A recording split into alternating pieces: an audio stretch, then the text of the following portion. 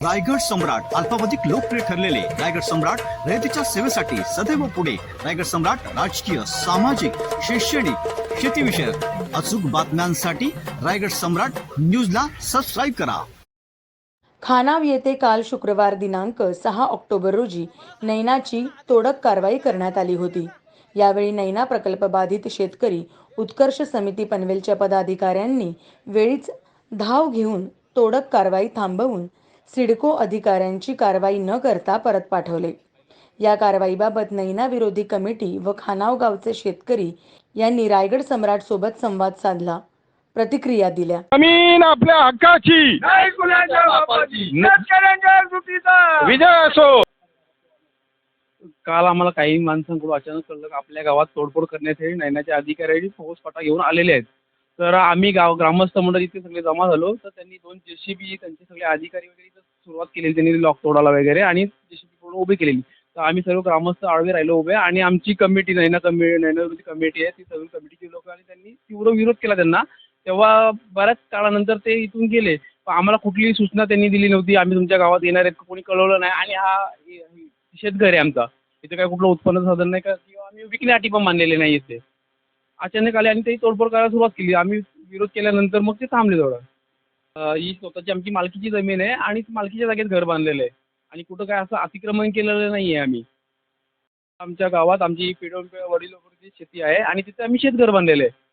आणि नैनाला कोणताही अधिकार नाही आणि त्यांनी या जागेचा आम्हाला कधी मोबदला दिला नाही, कधी कुठला प्लॉट दिलेला नाही. अचानकपणे तोडण्याचा त्यांना कोणता अधिकार आहे? शेठ पाटील आधी आमची पण माझ्या स्वतःची जमीन आहे. पण यांची आडमुठेपणा करून घरात तोडायला आल्यावर फार मोठा निर्णय यांचा खोटा आहे. त्याबद्दल आम्ही या मानतो त्यांचा.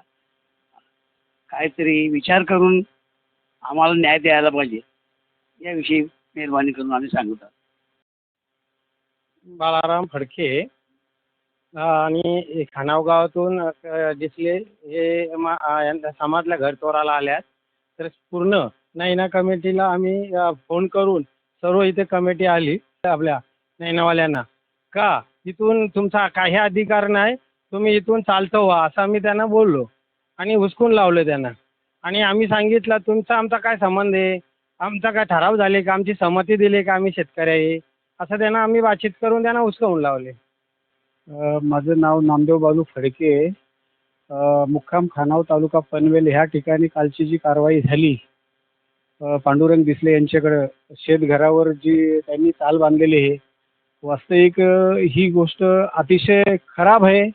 अशा पद्धतीला कोणत्याही पद्धतीने सिडकोला अधिकार नाही की आपल्या शेतघर कुठं असेल आणि शेतघरावर हा हातोडा फिरवाचा. ह्या सिडकोच्या अधिकारी एवढे मजूर झाले आहेत की कोणत्याही माणसाला ते मानत नाही आणि आपल्या ठिकाणी आपली मनमानी करून त्या गोष्टी ते करत आहेत. आणि ह्या गोष्टींना आपण विरोध करण्यासाठी आपली संघर्ष समिती खंबीर आहे आणि ती काल हजर झाली आणि त्यांना ह्या ठिकाणी हाकलवून लावलं. अशाच पद्धतीत ते कुठेही आले तर संपूर्ण आमची कमिटी संघर्ष समिती त्या शेतकऱ्यांच्या सोबत राहील आणि कुंच्यावर जर कारवाई होत असेल तर कारवाईला नक्कीच विरोध करतील.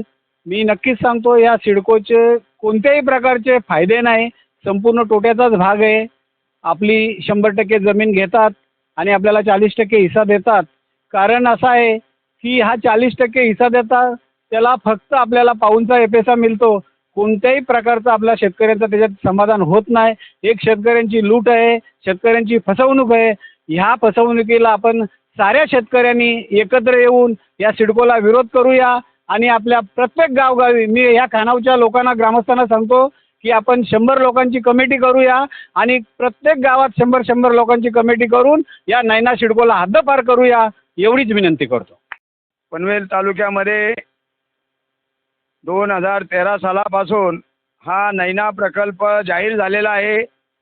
नैना म्हणजेच हा सिडकोचाच प्रकल्प आहे, परंतु त्यांनी नैना हा टोपण नाव दिलेलं आहे आणि शेतकऱ्यांची दिशाभूल करण्यासाठी हा प्रकल्प त्यांनी जाहीर केलेला आहे. गेली 10-12 वर्षे आम्ही स्थानिक शेतकरी या प्रकल्पाला सतत विरोध करत आहोत. सुरुवातीला आम्ही या प्रकल्पाची विस्तृत माहिती घेतली. त्याच्यानंतर या प्रकल्पामध्ये शेतकरी आणि व्यावसायिक हे पूर्णपणे उद्ध्वस्त होतात अशी आम्हाला चाहूल लागल्यामुळे आम्ही ह्या प्रकल्पाला अहोरात्र विरोध करत आहोत.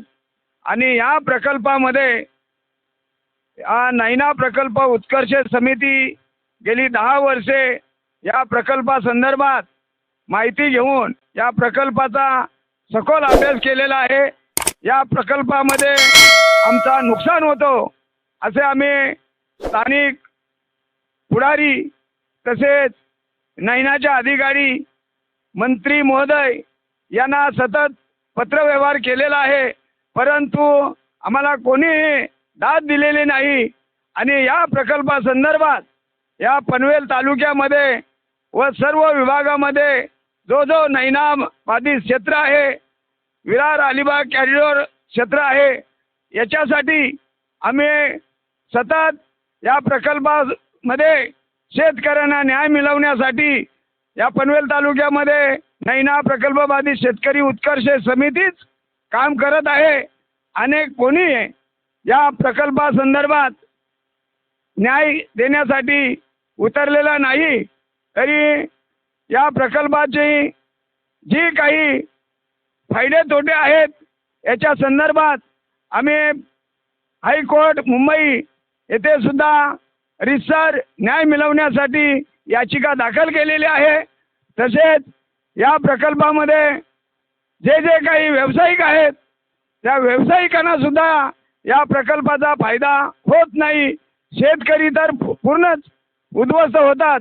म्हणून या प्रकल्पाला आम्ही सतत नैना उत्कर्ष समिती पनवेल यांच्या माध्यमातून ज्या काही तोडक कारवाई येतात या कारवायांना सुद्धा आम्ही आला घालण्यासाठी व त्यांना जाब विचारण्यासाठी पुढे सरकवत आहोत.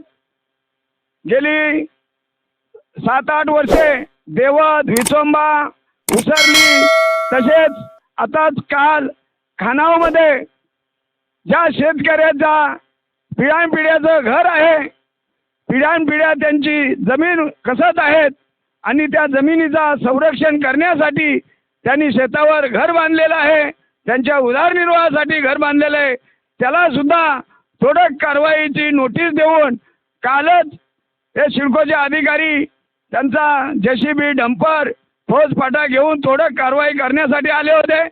परंतु त्यांना जाब विचारण्यासाठी व त्यांना मागे हाकलून लावण्यासाठी नैना प्रकल्प बाधित उत्कर्ष समितीचे सर्व सदस्य येऊन त्यांना मागे हाकलून लावलेले आहेत.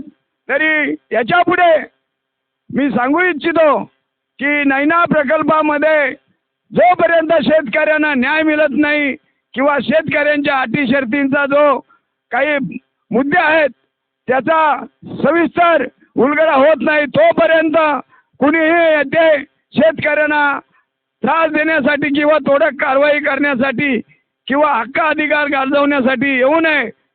एवढे बोलतो आणि थांबतो. जय हिंद, जय महाराष्ट्र. नमस्कार, मी शेखर शेळके, आदई गाव माझं. आपण काल बघितलं की काल इथे खानाव गावामध्ये सिडकोची कारवाई करण्यासाठी आलेले. वस्तुस्थिती बघितली तर हे गाव नैनाच्या किंवा सिडकोच्या दृष्टिकोनातून फेज 2 मध्ये आहे.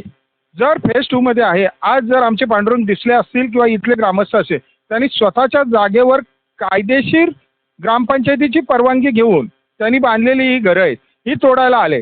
आज उद्या पांडुरंग दिसले बोलले की चला मी ही जमीन तुम्हाला देतो, सिडको आम्हाला काय देणार आहे, आजच देतो, आजपासून याचा मोबदला आम्हाला द्या. आम्हाला 40% जरी मान्य आहे तरी सिडकोला देणं शक्य आहे का? त्याची नुकसान भरपाई देणं शक्य आहे का? आज सांगतात की आम्ही 40% भूखंड देऊ. जो सर्व सुविधांनी युक्त असा भूखंड 2040च्या अगोदर भेटणं या ठिकाणी तरी शक्य नाही. मग आज कोणाच्या तरी निनावी पत्र किंवा अधिकाऱ्यानेच दिलेलं पत्र असेल असं मानून आपण जर ते पत्र असं मानून की तुम्ही कोणाच्या पण गरिबाच्या घरावर कारवाई करण्यासाठी येणार आणि ते तुम्ही जर ही घरं तोडणार असं तुम्ही 172 गावांमध्ये करणार, तर या अधिकारी 250 कोटी 300 कोटीची प्रॉपर्टी असणारे अधिकारी मी सिडकोच्या अधिकारी गब्बर झालेले आहेत. आणि इथल्या स्थानिक जे लोकप्रतिनिधी आहेत ते व्यावसायिक आहेत, ते कॉन्ट्रॅक्टर आहेत, ते शेठ आहेत. याची कल्पना अजून इथल्या स्थानिक लोकांना आलेली नाही. त्याच्यामुळे ही सगळी अडचण निर्माण होत आहे. आम्ही याच्यापूर्वी नैना प्रकल्प बाधित उत्कर्ष समिती म्हणून आम्ही नेहमी काम करत असतो. जसं राजेशबाईंनी सांगितलं, जसं वामन शेठनी सांगितलं की 70-80 बिल्डिंग किंवा घरं वाचवण्याचं काम आजही परिस्थिती अशी टिपेस 2 असो, टिपेस 3 असो, आपलं देवत असो, ते नेरा असो, याच्यामध्ये जवळजवळ 500 घरं तुटणार आहेत. एखाद्याची जर जागा 1 एकर असेल, त्याच्यावर 4 भावांनी 4 घरं बांधलेली असतील, त्याच्यावरच प्लॉट टाकलेला आहे. ती 4 घरं बांधल्याशिवाय ती प्लॉटेड हे करता येणार नाही. त्याच्यानंतर जी आपण बघू परिस्थिती की आज ह्या खानाव गावाला बाधित करून ठेवलेलं आहे. पण याचं नाही, जर 21 मार्च 2023 विधानसभेतील जर प्रशांत ठाकूरचं भाषण ऐकलं, प्रशांत ठाकूर साहेबांचं जर भाषण ऐकलं, तर तुमच्या लक्षात येईल की त्यांनी स्पष्ट सांगितलं आहे की ती फेज 2 मधली गावं वगळायला हवीत, कारण यांचा विकास आत्ता तरी करणं शक्य नाही. मग इथं जे व्यावसायिक, हॉटेल व्यावसायिक असतील, इथं फार्म हाऊस व्यावसायिक असतील, हे सर्वच्या सर्व करत आहे. आज आपण बघतो की 145 आमदार ज्याच्या बाजूने होतात तोच इकडचा राजा आणि तेच सरकार असतं, तेच नियम बनवतात. मग त्यांच्यापैकी आपल्यामधून एक गेलेले आहेत. तर यांनी जरी या सिडकोला स्पष्ट सांगितलेलं असेल तरी ते ऐकत नसतील, तर आपण त्या पदावर राहणं हे मला योग्य वाटत नाही. आपण टॅक्सचा विषय असेल, प्रत्येक गोष्ट दिबा पाटलांचं नाव देण्याचा विषय असेल, प्रत्येक ठिकाणी आपण जनतेला न्याय द्यायला कुठेतरी कमी पडतो. आज आपण बघतो की इथल्या जनतेने करायचं काय. आज आमचा समाज याच्याकडून ही जमीन हिसकावून घेऊन जी मिळणार आहे ती सुद्धा त्याला करोडोनी रुपये भरायला लागणार असल्यामुळं हा आमचा समाज, आमच्या इथं आगरी, कोळी, भंडारा, मराठा सर्व 12 बलुतेदार इथे राहतात या विभागात. मग अशा परिस्थितीमध्ये हा सर्व समाज आमचा इथली स्थानिक मूल जे निवासी आहेत आणि याच्यामध्ये दुर्दैव असं की जे ठाकूर आदिवासी जो समाज आहे ते कुठेतरी गुरुचरणीवर, कुठेतरी ग्रामपंचायतीच्या मालकीवर बसलेले आहे. त्यांच्याकडे 7/12 नसल्यामुळं त्यांना पुनर्वसनाचा कोणताही अधिकार या क्षेत्रामध्ये नाही. जी भारतीय जनता पार्टी बोलते गो हमारी माता आहे, पण गो मातेला या नैनामध्ये कुठलीही जागा नाही आहे, हे तरी लक्षात घ्यायला पाहिजे. हिंदुत्व म्हणून आपण येतो आणि गाईला जागा नसेल, ज्या भूमीवर गाईला जागा नसेल ती भूमी कधीही राहण्यायोग्य नसते, असं आपल्याला शिकवलं गेलेलं आहे. आम्ही सुद्धा भारतीय जनता पार्टीमध्ये राहून आलेलो आहे, तर आम्हाला माहिती आहे की ही भूमिका असेल ना. भारतीय जनता पार्टी अशी जर एखादी येत असेल प्राधिकरण, तर ते प्राधिकरण आपल्याला बिलकुल नको आहे. आणि हे सर्व होताना आपण या समाजावर अन्याय होतो. आजही मी आव्हान नेहमी करतोय की सिडको प्राधिकरण असेल किंवा इथले स्थानिक पुढारी असतील, लोकप्रतिनिधी असतील किंवा कोणताही पक्ष असेल की जो त्यांना सपोर्ट करतो, सांगतो नैना ही स्वीकारायला लागेल, नैना चांगली आहे. मग जर असं जे बोलतात त्यांना एक स्वतःचा पत्र, पक्षाचा असेल, लोकप्रतिनिधी स्वतःचा किंवा सिडकोचा, ते काढून या समाजाला सांगा की महाराष्ट्रामध्ये ज्या कायदे आहेत, UDCPR कायदा आहे, MSRDCचा कायदा आहे आणि जे कायदे आहेत त्या कायद्याप्रमाणे या विभागाचा कसा फायदा होतो, त्या कायद्याच्या तुलनेत तुमच्याकडून कसं जास्त मिळतं हे सांगायला पाहिजे. आज जर बघितलं गिरवलं, आजिवले, आष्टे, सोमाटणे या गावांमध्ये जर MSRDC असेल, त्या गावांचा विकास होतो, त्या गावांची कोणतीही तक्रार नाही आहे. तर ही गावं मी तर यांना रेकमेंड करीन, इकडचे वाकडी असतील, खानाव असेल, मोरबा, धुंद्रा असेल, ही सर्व गावं MSRDCमध्ये टाकले असतील तर आज इकडून कनेक्टिव्हिटी, विरार अलिबाग कॉरिडॉरची कनेक्टिव्हिटी आहे आणि इथे शासनाचा, इथं जवळजवळ हजारो घरं होतील की जी घरं प्रत्येक घरांवर 2 लाख 3 लाख रुपये आपण रजिस्ट्रेशन फी, तर तो शासनाचा फायदा होईल. आपण बघतो की 172 गावांमध्ये मागच्या 11 वर्षामध्ये साधारण जर 50 CC आणि 250 OC अशा जर मिळत असतील, म्हणजे 50च फक्त प्रकल्प या विभागामध्ये पूर्ण, तर शासनाचा रेव्हेन्यू सुद्धा बुडत आहे. हे प्राधिकरण पहिल्यांदा नष्ट करून इथल्या स्थानिकांचा आवाज ऐकायला पाहिजे. आम्ही कोणत्याही शासनाच्या विरोधात नाही आहेत, प्राधिकरणाच्या विरोधात नाही आहेत. जी गावं जवळ असतील महापालिकेच्या, तिथं महापालिका घ्या, शास्त्रशुद्ध पद्धतीने टॅक्स लावा. त्याच्यानंतर जी गावं लांब आहेत तसे आजिवले, आष्टे, गिरवले त्यांच्याप्रमाणे त्यांचा विकास करा, ही आमची प्रामुख्याने मागणी आहे. आणि कालचा जो प्रकार घडला, अशी एवढ्या बाजूच्या गावात जिथं कुणाचाही विरोध नसायला पाहिजे, जिथे 50 वर्ष येणाऱ्या 15 वर्षामध्ये तुम्ही भूखंड देऊ शकत नसणार आहेत, जिथं सुविधा देऊ नसणार आहेत, तिथे तुम्ही आज जर तोडक कारवाई करायला येत असाल तर हे खरोखर इथल्या जनतेचं आणि इथल्या पुढाऱ्यांचं हे अपयश आहे असं मी मानतो. आणि इथल्या स्थानिक मोहन भोपे असतील, आमचे रवी कर्णुक असतील, दिसले साहेब असतील, हे सर्व बळीराम पाटील असतील, मधुकर भगत असतील, यांना सर्वांना मी विनंती करतो का कधी आमची गरज लागली तर आम्ही नक्कीच नामदेव शेठ असतील, राजेश केणी असतील, बाळाराम फडके असतील, वामन शेळके असतील, DK भोपे असतील, आमचे इतर सहकारी गणूदादा पाटील असतील, आमचे इतर सहकारी सर्वचे सर्व आम्ही इथे येणार आणि तुमच्यासाठी. आणि मी या माध्यमाद्वारे एक विनंती करू इच्छितो सर्व आपल्या 172 गावांच्या लोकांना की ज्या ज्या वेळेस कुणाच्याही इथे सिडकोची कारवाई होईल त्या वेळेस बहुसंख्येने तिथे जाऊन तिथे, कारण ऑन फील्ड सिडकोनी काही दिलं नाही, ते फक्त तोडक कारवाई करण्यासाठी येतात, कुठलीही गोष्ट घेऊन आलेलं नाही, कुठलीही सुविधा दिलेली नाही. माझ्या स्वतःच्या गावामध्ये 70 टँकर रोज लागतात आदईमध्ये, तर तिथं अशी परिस्थिती आहे. तेच महानगरपालिकेला जोडलं असतं तर आज माझं गाव सुजलाम सुफलाम झालं असतं. तर ही परिस्थिती आहे, तर ही नैना काही होणं शक्य नाही. याच्यामध्ये जवळजवळ आमच्या 23 गावांमधली जवळजवळ 4000 घरं तुटणारी आहेत. म्हणून ही नैना नको आहे आणि नैना हटाव शेतकरी बचाव हीच भूमिका आहे. जमीन आपल्या हक्काची, नाही कुणाच्या बापाची, शेतकऱ्यांच्या सुटीचा विजय असो. काल खानाव येथील पांडुरंगजी दिसले यांच्या शेतघरावरती, जे खरं तर पूर्वीपासूनचं घर आहे, आजोबांपासून या ठिकाणी पूर्वी गुरा राखण्याचा जो आपण बेडा म्हणतो तो होता त्या ठिकाणी.